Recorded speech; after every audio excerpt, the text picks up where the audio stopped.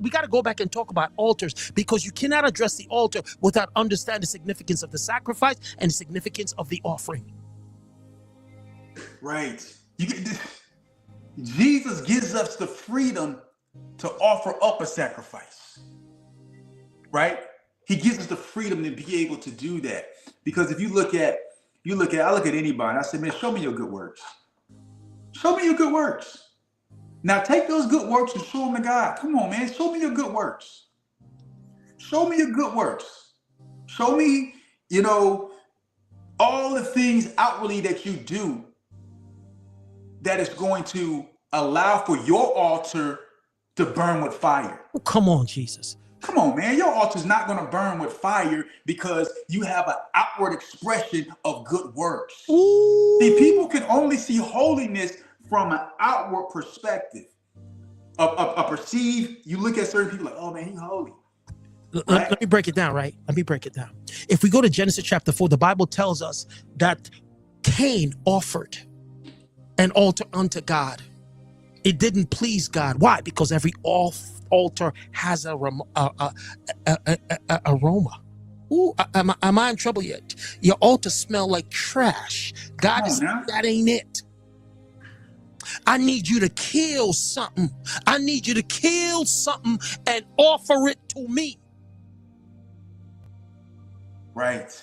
Kill something and offer it to me, and I will accept the aroma. And if you don't know what to offer to me, I will tell you what is acceptable. Top drops, you're kicking against the pricks, my man. Just stop. Just sit down and listen.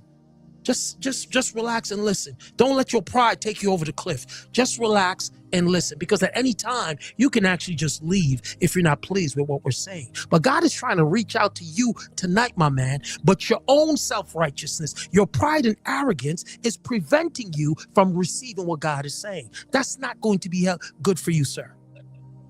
Right?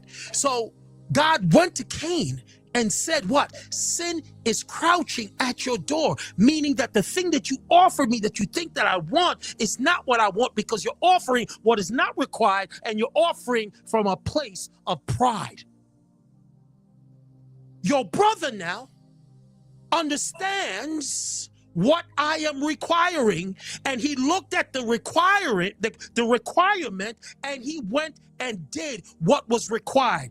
Let me tell you the problem today, right? There is a pseudo form of holiness that we offer unto God, and those who are not discerning can't see it, and they think it's righteousness and holiness. This is how preachers got up there and defended the witch and started praying for the witch, not realizing that was not the will of God, and what they were offering. You ever notice that people are working garbage trucks? They can't even smell the scent no more. You've been around garbage so much, you don't even realize that it stinks, because you're not offering what God is requiring. Humble yourself. Come on, man. Have had to do it. We've all had to humble ourselves to understand that what is being said is for us. Instead of kicking against the pricks, my man, just sit down and listen. We want to offer to God what he doesn't want. We could even talk about strange fire.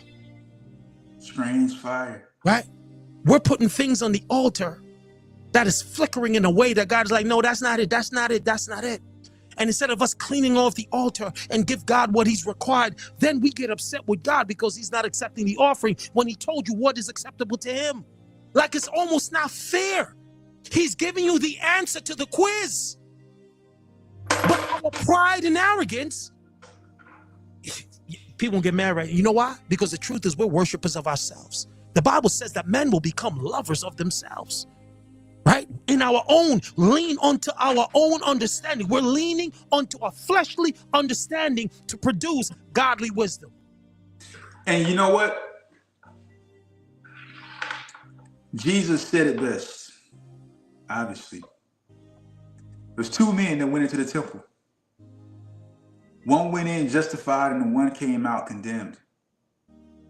The worst occupation that you could have, being a Jew or Israelite, was that of a tax collector. Stop for a second. Has anybody heard me call living a repented life foolishness? Bro, you don't have the authority. You don't walk in no authority to be dusting your feet off or to rebuke me. You don't carry that. These people know me. I've never heard of you before in my life. You don't carry nothing to rebuke me. Dr. Wayne, he ain't rebuking you. He think you're rebuking me. That's the spirit in him is trying to shut you down. It's not going to shut me down. He's trying Without to shut you down holiness, no man will see God. Whoever said that we shouldn't live holy? Nobody said that. No, the serpent that is in your eardrum whispered that to you. I never said that. Sorry, sir. And Brad, you tell me how long you on tolerating, because I got you know, my block button is on cock right now. Nah.